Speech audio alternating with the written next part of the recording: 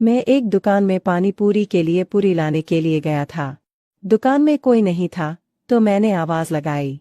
तभी एक खूबसूरत आंटी बाहर आई और मेरे सामने आकर बैठ गई। उसने बैठते हुए साड़ी को थोड़ा ऊपर खींच लिया। जैसे ही उसने साड़ी खींची, मुझे उसके अंदर की गुलाबी फांकें दिखीं। उसने जानबूझकर ऐसा किया था। वह दिखने में अत्यंत सुंदर थी। मेरे मन में बहुत सारे विचार आ रहे थे। वह मुस्कुराई और मुझे पूरी का बैग सौंप दिया। लेकिन मैं घर आने के बाद भी उसका सुंदर रूप नहीं भूल पाया।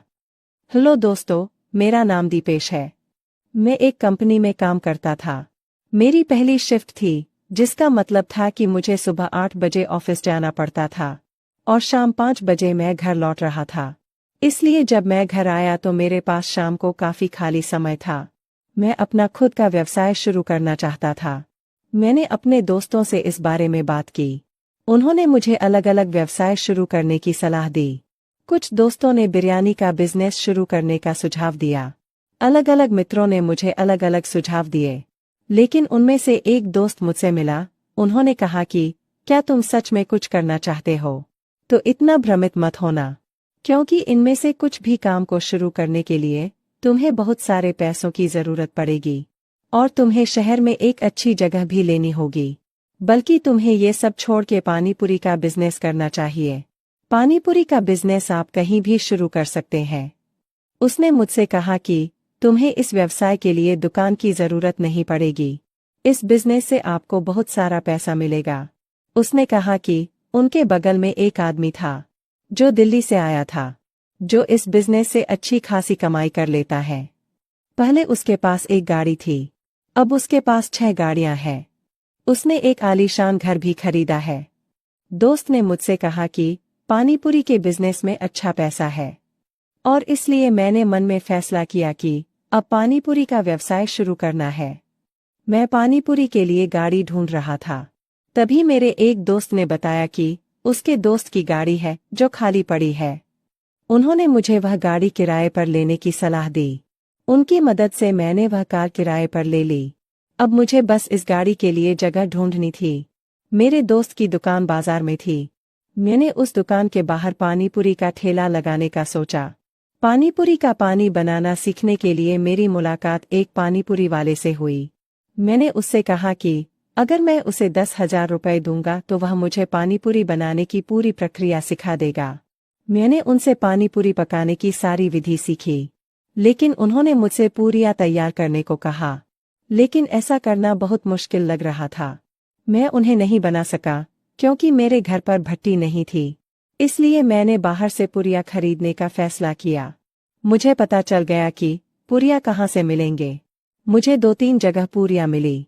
मैं वहां गया और पूरी का दाम पूछा। मुझे एक दुकान में पूरे बाजार से 20 रुपए से सस्ती पुरिया मिली। इसलिए मैं हर दिन उसी दुकान से पूरी खरीदने लगा। जहां मैं पूरियां लेने गया था, वहां एक पानीपुरी वाले ने अपनी गाड़ी सड़क के किनारे खड़ी कर रखी थी। उसका घर उनकी गाड़ी के पास ही था। तो उन्होंने मुझसे पूरिया को लाने के लिए उनके घर जाने को कहा। मैं उसके घर गया और आवाज लगाई। तभी एक खूबसूरत आंटी बाहर आई और आते ही मेरे सामने बैठ गई। उसने बैठते हुए साड़ी को थोड़ा ऊपर खींच लिया। जैसे ही उसने साड़ी खींची तो मुझे उसके अंदर का सारा सामान दिख गया। उसने ऐसा जानबूझकर किया था। वही रूप अत्यंत सुंदर था। मेरे मन में बहुत सारे विचार आ रहे थे। वह मुस्कुराई और मुझे पुरिया देकर अंदर चली गई। लेकिन घर आने के बाद भी मैं उनका चेहरा नहीं भूल पाया। तो अब मैं रोज पुरिया खरीदने जाता था और वो आंटी मुझे हर दिन कुछ ना कुछ दिखाती रहती थी। वो देखने में बहुत सुंदर थी, इसलिए मैं उसकी ओर आकर्षित हो गया। लेकिन वह किसी की पत्नी थी। मेरा उसे इस तरह देखना ठीक नहीं है, ऐसा मेरा दिल कह रहा था। लेकिन दूसरा मन कह रहा था कि वो दिखा रही है जो हम नहीं चाहते, तो हम इसे क्यों ना देखें। मेरा दूसरा मन बार बार यही कह रहा था। धीरे धीरे वह पानीपुरी वाला और मैं एक दूसरे को जानने लगे। तो अब मैं उसे अपने घर भी बुलाने लगा।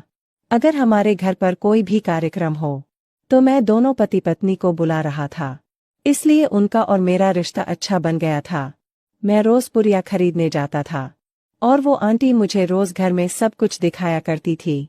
तो मैंने सोचा कि एक बार उसे नीचे से निकालना ही चाहिए। लेकिन जब मैं पूरी खरीदने जा रहा था तब वो मेरे साथ खूब मस्ती करती थी। तो अब मुझे लगा कि वो भी मुझे पसंद करती है, इसलिए मैं उसकी ओर आकर्षित हो गया। अब तो पूरी लाना बस एक बहाना था। दरअसल मैं हर दिन सिर्फ उन्हीं से मिलने जाता था और वो देखने के बाद मुझे उठा उठा कर सब कुछ दिखा रही थी। तब मेरा मन प्रसन्न हुआ। वो दिखने में मेरी बीवी से भी ज्यादा खूबसूरत थी, साथ ही वह मेरी पत्नी से भी छोटी थी। तो मैं उसे पसंद करने लगा। मुझे भी वह अच्छी लगी। इसका एहसास मुझे अब हुआ, क्योंकि मैं तो उसे रोज ही देख रहा था और एक दिन मैं सामान नहीं ला सका, इसलिए मैं उस दिन उनसे मिल नहीं पाया। क्योंकि मैं हर दिन उससे मिलने जाना चाहता था और मैं रोज पूरी लेने के बहाने उसके घर जाता रहता था, उससे मिल रहा था। मेरे जाने के बाद वो मुस्कुरा कर मेरा स्वागत कर रही थी, तो अब मैं रोज उसके घर आता जाता रहता था। एक बार मैं उनके घर पूरी लेने गया। उसने मुझे काफी कुछ दिखाया, लेकिन मैं उसे बार बार देख रहा था। वह भी इसे महसूस कर रही थी। काफी देर बाद उसने मुझसे पूछा, तुम हर वक्त मेरी तरफ क्यों देखते रहते हो? फिर मैंने कहा कि तुम ही तो हो जो मुझे अपनी तरफ देखने पर मजबूर कर देती हो। हर बार जब आप मुझे कुछ दिखाते हैं तो मैं आपसे नजरें नहीं हटा पाता। फिर उसने कहा, मैं कुछ भी दिखाऊं, आप उस पर ध्यान क्यों देते हैं? फिर मैंने कहा कि अगर कोई मुझे पिक्चर दिखा दे तो मैं देखे बिना कैसे रह सकता हूँ। जब मैंने उससे यह कहा तो उसने कहा, क्या तुम मुझ पर लाइन मार रहे हो क्या? फिर मैंने हाँ कह दिया। फिर वो बोली कि मुझे पता है कि तुम हर दिन जब भी यहाँ आते हो तो मुझे देखते रहते हो और मुझे यह पसंद है, इसीलिए मैं तुम्हें यह जानबूझ कर दिखाती हूँ। जो बात मेरे मन में थी वही बात उसके मन में भी थी। उसने कहा कि उसका पति कोई काम का नहीं है, वह खूब गुटखा खाता है और रात को शराब पीता है, इसलिए वह रात में कुछ नहीं करता। वह मुझसे कहने लगी कि तुम मुझे पसंद आने लगे हो, इसलिए मैं तुमसे अपनी इच्छा पूरी करना चाहती हूँ। फिर मैंने कहा कि जब आपके पति घर पर है तो यह कैसे संभव है? फिर उसने कहा कि अगले दिन वो गांव जा रहा है, मैं उसके साथ नहीं जाऊंगी, मैं यहाँ अकेली रुकने वाली हूँ। अगले दिन जब तुम सामान लेने आओगे तो हम घर पर अकेले होंगे। मैंने उसे ठीक कहा और घर आ गया। तो अब मैं कल आने का इंतजार कर रहा था। अगले दिन मैं उसकी याद में बेचैन था। जब मैं अगले दिन सामान लेने के लिए उसके पास गया, फिर मैंने उससे कहा कि तुम्हारा पति कल गांव जा रहा है ना? फिर उसने कहा कि हाँ, वो आज रात को जा रहा है, तो कल तुम पुरिया लेने आ जाना। अगले दिन हमेशा की तरह आंटी ने मुझे एक सामान दिया और तुरंत कमरे का दरवाजा बंद कर दिया। अंदर हम केवल 2 लोग थे। हम दोनों काफी समय से इसका इंतजार कर रहे थे और हम दोनों बहुत खुश थे, क्योंकि वह बहुत छोटी थी। मैं बहुत खुश था। मुझे वह मिल गया जो मैं बहुत समय से चाहता था, यानी मेरा सपना सच हो गया। मैं अंदर से खुश था और मैं अपनी आंटी से मिलने की खुशी का पूरा आनंद ले रहा था। इस तरह मैंने पूरा दिन आंटी को खुश किया, इसलिए आज का दिन मेरे लिए बहुत अच्छा था और उसका मन भी बहुत खुश हुआ। लेकिन आज उसने मुझे जो दिखाया उससे मुझे भी बहुत खुशी हुई। अब जब उसका पति गांव जाता था तब हम यही करते थे। मुझे बहुत अच्छा लग रहा था। दोस्तों, इसी तरह की कहानियां देखने के लिए अभी हमारे चैनल को सब्सक्राइब करें।